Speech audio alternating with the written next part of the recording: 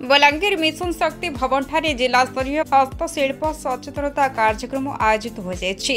हस्ततंत्र बयन और हस्तशिल्प विभाग द्वारा आयोजित यह कार्यक्रम में मुख्य अतिथि भाव में अतिरिक्त जिलापाल डॉक्टर विजयानंद सेठी जोगदे कार्यक्रम को उद्घाटन करथिले। सम्मानित अतिथि भाव में पद्मश्री कैलाश चंद्र मेहर, सहकारी जिला शिल्प अधिकारी नीरज रंजन पाणिग्राही, एलडीएम बलांगीर प्रशांत कुमार बेहरा, जिला सूचना और लोक संपर्क अधिकारी सौरज साहू, आईएसएस संघमित्रा जेना प्रमुख उपस्थित थे।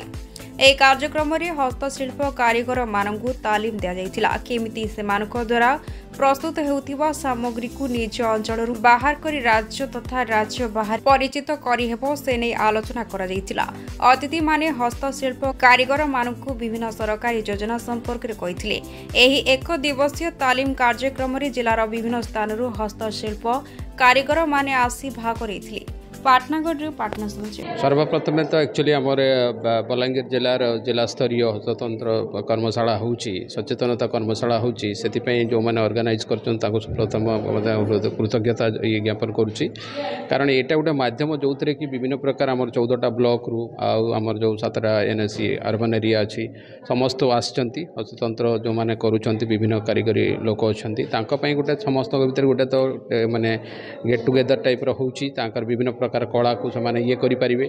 आमर जो सरकार स्तर में विभिन्न प्रकार जो आर्थिक सहायता प्रदान करा माने कर्मशाला निमित्त बहुत जिन अच्छी से आज 3 जन आमर माने एप्रूव कराई प्रदान करागला। से जिनटा केमी पाइपर पाखे जो कहूली जे सेवा करने अर्थ प्रथम सचेतनतार ही प्रथम पाया जाकि सचेतना सहयोगर यहाँ गोटे ये आसो माने सचेतनता सहयोग साहाय्य और सहायता सबको मिसई देले एक्चुअली सेवा ही होता है।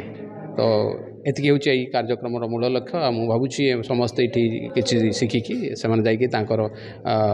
जो हस्ततंत्र कार्यक्रम करुँच से बहुत कार्य है। धन्यवाद। जिला जिला स्तर हस्तशिल्प कार्यक्रम कौन कार्यक्रम रही।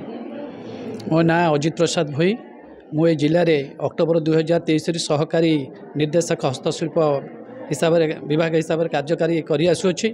आज जो जिला स्तरीय सचेतनता शिविर आयोजन कर हस्तशिल्प विभाग तरफ ये हूँ गोटे अभिनव उपाय जेपरिक आम अंचल थिबा माँ भौणी बा भाई माने जे बेकार होकर अच्छा हस्तशिल्प विभाग को निजर जीवन जीविका भाव किपर आपणेबे एवं सरकार जो जो योजना मान उद्देश्य प्रणोदित कराई तार किपर सुफल पाइपारे एवं योजनार किपर सुफल पाइपारिक जीवन जीविका किपर सरस सुंदर करें यह हूँ विभागर लक्ष्य एवं उद्देश्य।